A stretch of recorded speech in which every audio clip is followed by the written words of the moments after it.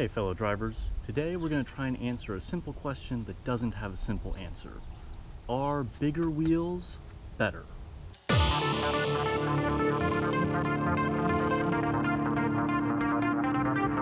So better is a very subjective term, so I'm going to try and define a little bit of what I mean by better. For the purposes of this video, we're going to be considering better as a higher level of performance or faster lap times in road racing or time attack. Now before we get into it too much, let's talk about the ways the wheel can be bigger, or the ways that it's measured. So I have here my original stock OEM wheel, and this is a 15-inch wheel that is 7 inches wide. So what that means is it has a 15-inch diameter across there, and it is 7 inches wide across here. The other measurement you have to consider is offset. And that has to do with where it bolts up to the actual car.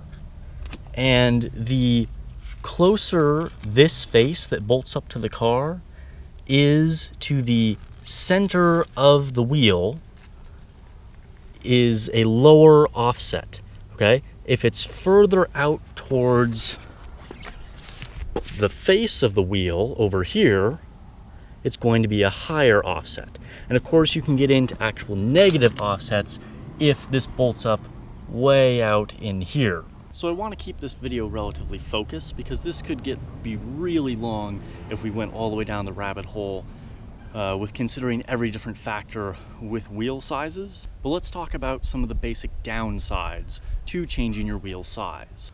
The most obvious downside to a bigger wheel is probably the fact that it weighs more. Most of you should probably know, or at least realize this intuitively, that a larger object is going to be heavier. So a larger wheel is going to be heavier. And this of course will affect your stopping distance, your acceleration, everything. Basically, if something's heavier on a car, it's going to be worse. Of course, depending on the specific application, a wheel may actually be the same weight or even lighter given whether it was forged or cast or the material it was made out of, the design of the wheel, etc. The other downside to going to a larger wheel than your stock size is a little bit more complicated. But when you change the wheel size, you can change your suspension geometry. And there are a lot of things that can affect this, your ride height and the offset of the wheel that we discussed, the width of the wheel, etc. So again, I don't want to get too deep into that, but just realize that when you change the wheel size, all of that stuff is affected too. So you need to consider what type of downsides on handling you may get when you change the wheel size. The other thing to consider is when changing to a larger wheel size is that your ride height may actually increase, okay? Now, you would think that you're going for a skinnier tire to make up the difference for the larger wheel, but oftentimes it doesn't quite work out exactly, and your car will actually sit a little bit higher than it did if you haven't changed anything else other than going to a larger wheel. So speaking of lower profile or thinner tires, this is actually one of the advantages, and this is probably what most people would kind of assume to be one of the biggest advantages. So you go from a relatively thick sidewall like this to a thin sidewall, and that is supposed to give you better handling characteristics. And for the most part, this is true.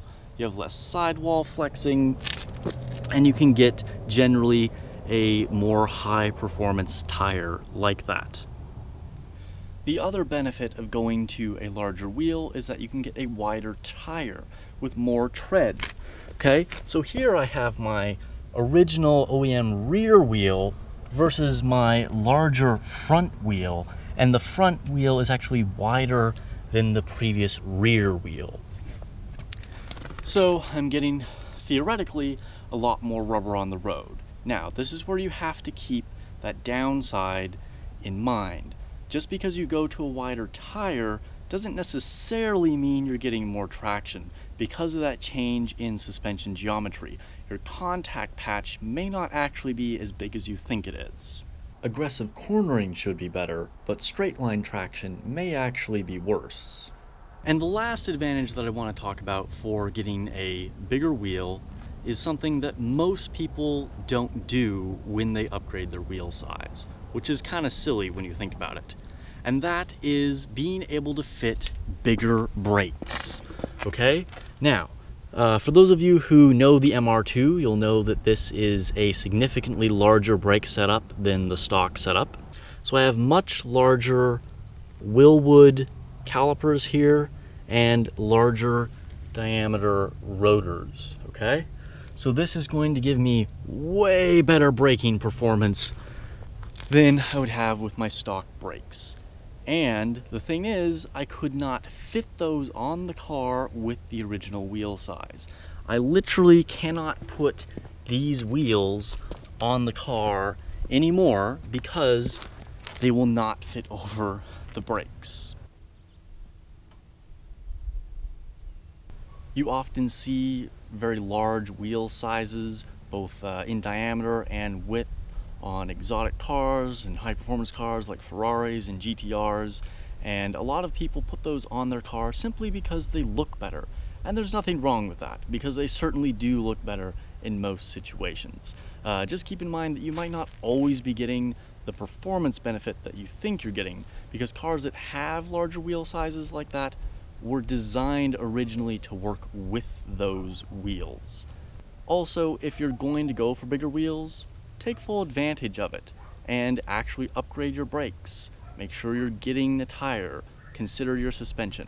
What I'm trying to say is keep the whole picture in mind and consider what you're actually trying to do by getting a larger wheel. Another real world consideration is that if you have an older car with really small wheels, like 15 or even 14-inch wheels, nowadays it might be hard to get a good tire for that wheel size. So you might want to upgrade to a larger wheel simply to get a better type of tire. So, to answer the question, are bigger wheels better? Yes, but only in the context of many things. Simply bolting up a larger set of wheels to your car may not be the best idea. Please leave any questions or comments you have below. Remember, I didn't want to get too far down the rabbit hole on all of the details of how things could change with things like suspension geometry, but hopefully that gave you a better understanding of why bigger wheels might be better and the type of effects that it can have. I'll see you guys in the next video.